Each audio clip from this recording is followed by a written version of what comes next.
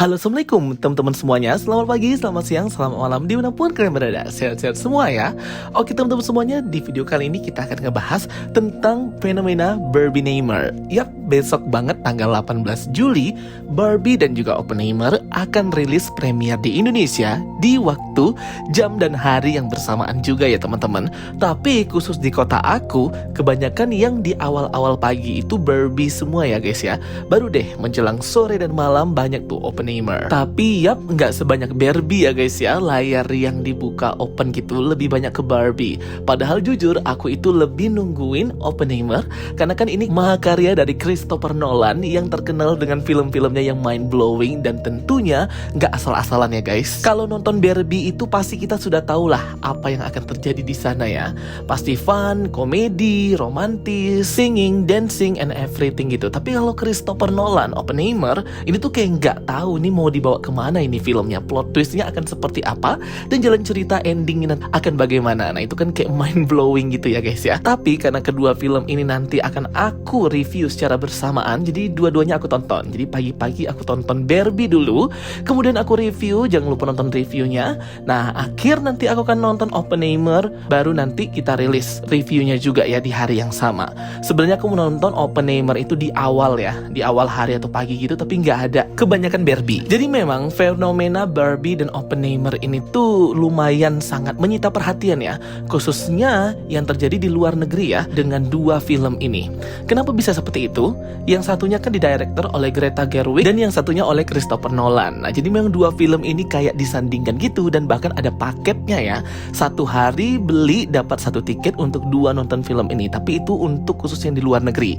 Karena kan kalau di luar negeri itu rilisnya 19 Juli. Bahkan para pemeran dari film Barbie dan Oppenheimer, mereka kayak sama-sama berkampanye ya untuk menonton dua film ini di hari yang sama. Jadi mereka kayak saling support gitu. Sebenarnya bukan gak ada alasan ya hal ini bisa terjadi, karena kita tahu ya bahwa Barbie itu kan di bawah dari rumah produksi Warner Bros Production. Nah sedangkan Christopher Nolan itu berada di bawah Universal. Nah kenapa kok bisa jadi seperti ini? Kok bisa mereka jadi buat fenomena Barbenheimer ini? Jadi Christopher Nolan itu dulu kan bekerja di bawah Warner Bros. Tapi setelah ada beberapa hal yang tidak sejalan lagi dengan Christopher Nolan, jadinya dia keluar dari rumah produksi Warner Bros. Dan akhirnya malah dipinang oleh Universal Studios. Nah inilah akhirnya muncul ya film dari Christopher Nolan khas dari Universal. Warner Bros gak mau kalah nih. Dia akhirnya menandingi film Oppenheimer itu dengan filmnya Barbie by Greta Gerwig yang memang menyita banget perhatian orang. Karena film Barbie sebenarnya sudah banyak dan sering ya film animasi kartun Barbie, tapi Barbie yang live action ini kan kayak out of the box banget gitu ya guys ya. Ya jadi istilahnya ingin ya Warner Bros ini tuh untuk menyaingi Christopher Nolan yang sudah tidak bekerja sama lagi dengan mereka. Nggak tahu ya itu adalah upaya dari rasa sakit hati atau enggak, atau cuman untuk mendompleng salah satunya saja. Tapi fenomena kayak gini tuh sering sih ya dilakukan oleh film-film baik di dalam negeri maupun luar negeri. Istilahnya itu kalau dua film dirilis bersamaan, mereka akan kayak saling menguntungkan satu dengan yang lainnya, mendompleng dan mendapatkan kesuksesan, keuntungan di atas batas minimum keuntungan dari sebuah produksi film. Atau hal seperti ini memadukan dua film bisa mengundang kerugian. Nah jadi ini tergantung gimana nanti ya selera pasarnya ya teman-teman ya. Apakah Barbenheimer fenomena ini, Barbie dan Oppenheimer, sama-sama menguntungkan atau malah mengalahkan salah satu pihak, salah satu film aja yang malah rugi gitu guys. Seru banget ya teman-teman ya perpaduan Barbie dan Oppenheimer. Barbenheimer ini bahkan poster-poster fanmade-nya ini lucu-lucu dan membuat orang terhibur kayak meme gitu. Seperti poster-poster yang pernah juga jadi meme, Ada Apa Dengan Cinta, Civil War, KKN di Desa Multiverse, Multiverse of Madness, KKN Desa Penari, dan lainnya. Tapi berdasarkan aku lihat peta di aplikasi pemesanan teater bioskop, itu banyak banget Oppenheimer yang sudah sold out ya teman-teman ya. Kursi bangkunya tuh sampai ke bawah-bawah penuh. Wah gila banget sih ya. Siapa sih yang gak mau ngelihat karya Christopher Nolan di jam-jam awal di premier pula harinya ya teman-teman ya. Jadi yang Barbie ini mungkin orang akan nonton juga, tapi mungkin nanti yang kedua atau hari berikutnya. Tapi kalau reviewer kayak aku harus kita selesaikan dalam satu hari ya teman-teman. Nah jadi kalian terus pantengin channel ini untuk bisa update nanti breakdown untuk Barbie dan juga Oppenheimer. Worth it nggak nonton dua film ini untuk kalian? Sekilas aja ini ya teman-teman ya. Ya kayak cerita lah ya, mungkin spoiler juga tentang gimana sih cerita Barbie dan Oppenheimer ini. Oke, kalau yang pertama si Barbie itu jelas ini film fun, komedi, romantis, singing, dancing, and everything. Tapi dari semua marketing yang menggembirakan dari film Barbie ini, jangan ketipu nanti kalau nonton filmnya ya, yang katanya itu ada plot twist di dalamnya. Dan sebenarnya orang jahat itu adalah orang yang di sekitar si Barbie itu juga. Karena sang direktor Greta Gerwig itu terkenal banget suka buat film yang sukses dan bagus ya.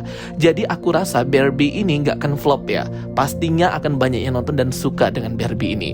Nah, kalau tentang Oppenheimer yang dibuat oleh Christopher Nolan, itu ceritanya tentang bom atom. Nah, makanya film Christopher Nolan ini di-banned katanya di Jepang karena ngebahas tentang bom atom dan juga tragedi Hiroshima dan Nagasaki itu. Karena memang set waktunya itu set waktu tahun 1940-an ya teman-teman ya, atau 1930-an.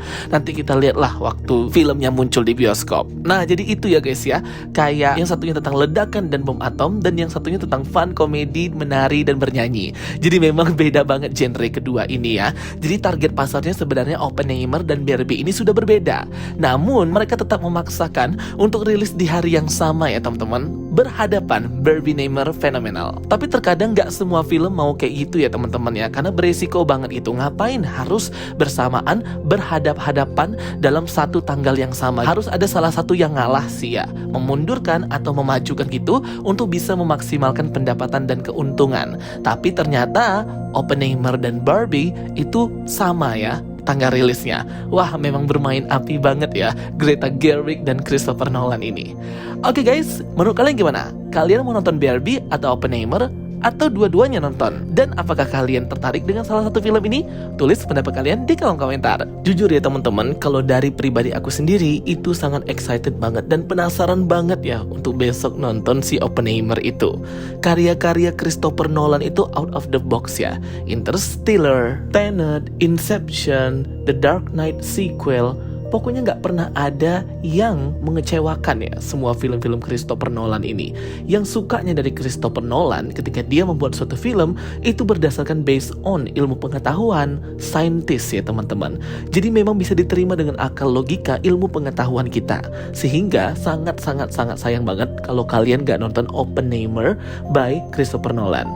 Nah, kalau nonton Barbie itu wajib banget untuk refresh ya setelah nonton film-film beratnya seperti Oppenheimer Christopher Nolan. Nah, refreshing nih ya nonton Barbie by Greta Gerwig. Wah, pasti keren banget. Tapi kalau yang masih berbekas banget dan kebayang-bayang di pikiran aku ialah film Christopher Nolan si Interstellar itu ya teman-teman. Itu tuh kayak gila, keren banget ya. Kayak kita tuh membicarakan dan masuk langsung ke secret of the universe, rahasia semesta dan rahasia ruang dan waktu gitu ya teman-teman ya. Yang tentunya plot twist banget. Aduh, memang berat banget ya film-film Christopher Nolan ini, tapi sangat mengasyikkan. Oke guys, itu dia ya video penjelasan dari aku. Semoga bisa menambah informasi kalian semua dan menghibur teman semua. Jangan lupa nonton Barbie dan Oppenheimer besok ya guys. Thank you for watching my videos. Don't forget to like and subscribe. Ketemu lagi di video aku berikutnya. Sampai jumpa semuanya. Bye bye. See you next time.